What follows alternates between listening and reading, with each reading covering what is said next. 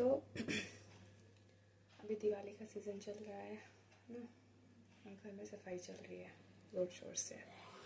तो आज मैं भी जब घर की सफाई कर रही थी तो एक विचार आया कि अगर राम जी अयोध्या नहीं लौटते तो हमारे पर सफाई का इतना ज़्यादा प्रेशर नहीं आता, बर्डन नहीं पड़ता ना। तो राम जी अयोध्या नहीं आते तो इस काम से तो बच जाते हैं। खैर, दिवाली अब सिर्फ एक मान्यता भर बन के रह गई है। दिवाली का मतलब हो गया है कि घरों की सफाई मनाते हम इसलिए हैं कि राम जी वनवास पूरा करके अयोध्या वापस आए थे। अगर ऐसा है और इस दिन को याद करने के लिए अगर हम दिवाली मनाते हैं तो फिर दिवाली के दिन लक्ष्मी जी और गणेश जी की पूजा क्यों होती है? राम जी की घर वापसी का ये जो एक दिन है जिसे हम मनाते हैं, ये लक्ष्मी जी से रिलेटेड कैसे हो गया, पैसे से रिलेटेड कैसे हो गया, ये दिन इतना उपभोगवादी कैसे बन गया। हम लोग इतने ज़्यादा पैसे खर्च करते हैं दिवाली पे, गहनों को लेकर के हो, खाने को लेकर के हो, मिठाई को लेकर के हो, पैसों को लेकर के हो, सजावट के लेकर के हो, एवरीथिंग। बहुत भयंकर तरीके से पैसा खर्च होता है। और एक सबसे बड़ा खर्च दिवाली पे जो होता है वो है पटाखे। हाय, लोग कितने महंगे हज़ारों रुपए के पटाखे लाते हैं दिवाली पर फोड़ने के लिए। ठीक,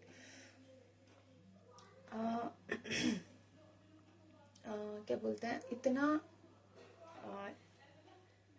इतने पवित्र दिन को या इतने पवित्र व्यक्ति के घर वापसी के उस दिन को हम इस तरीके से मनाते हैं, है ना। क्या ज़रूरत है? मैं नहीं कह रही कि मनाने की ज़रूरत नहीं है, लेकिन इतने ज़्यादा शोर शराबे के साथ और उपभोक्तावादी दिन के साथ क्या मनाने की ज़रूरत है? मुझे नहीं लगता ज़रूरत है। चीज़ें सही सादे तरीके से भी की जा सकती हैं। दिवाली पे हम धनतेरस पे सोने चांदी की चीज़ें खरीदते हैं। जिनके पास पैसा है वो खरीद सकते हैं, कोई दिक्कत नहीं है। बट जिनके पास पैसा नहीं है ना, उनके लिए भी तो एक मजबूरी बन जाती है ना कि यार त्यौहार है, सब खरीदते हैं, हमें भी खरीदना चाहिए, तो वो उसके लिए और ज़्यादा मेहनत करते हैं। ठीक,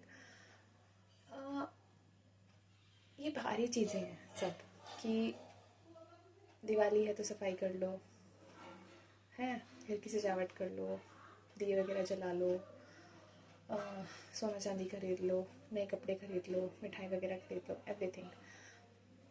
पर क्या इसका इतना सा ही मतलब है? क्या कुछ गहरा अर्थ भी है?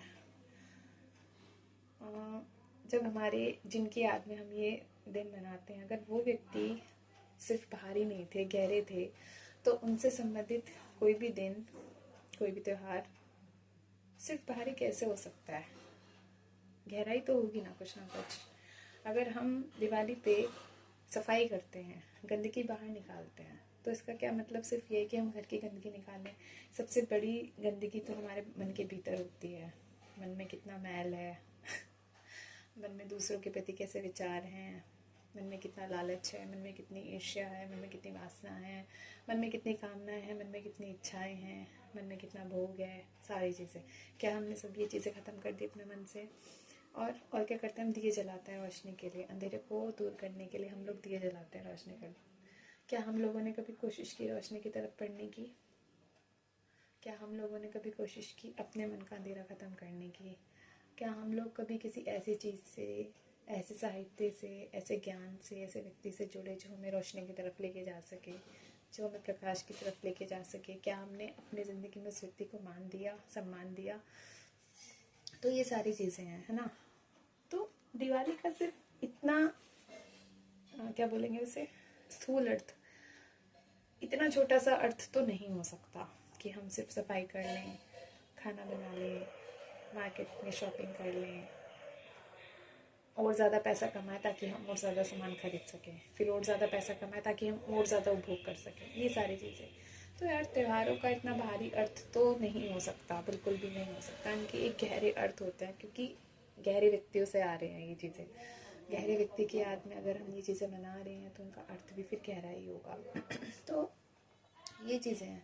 अब दिवाली पे राम जी जब आए होंगे पटाखे नहीं थे, है ना, पटाखे नहीं फोड़ते थे।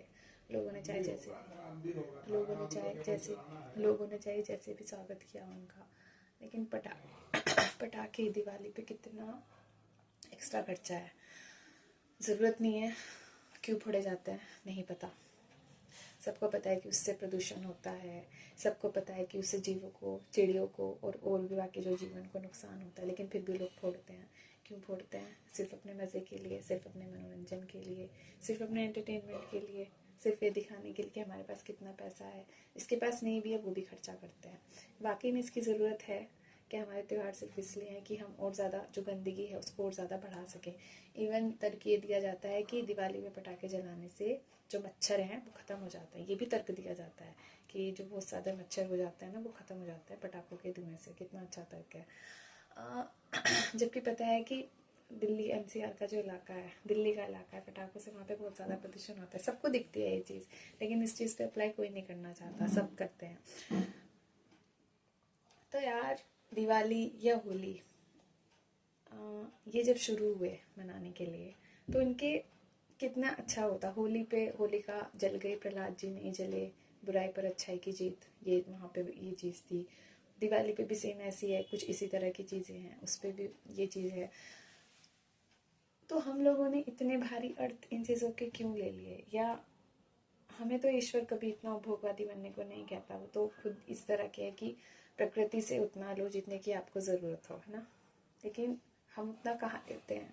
हमारी तो इच्छाएं ऐसी हैं कि ख़त्म ही नहीं होती, लेते ही रहते हैं, लेते ही रहते हैं, लेते ही रहते। इवन ये हालत हो गई है अब कि हमारी पूर्ति के लिए प्रकृति के संसाधन कम पड़ रहे हैं प्रकृति की हालत ख़राब है, पृथ्वी की हालत ख़राब है, जलवायु परिवर्तन है और भी कुछ चीज़ें, प्रदूषण, जलवायु परिवर्तन है, चलो प्रदूषण की बात करते हैं। प्रदूषण कितना ज़्यादा है, क्या पटाखों से प्रदूषण नहीं फैलता?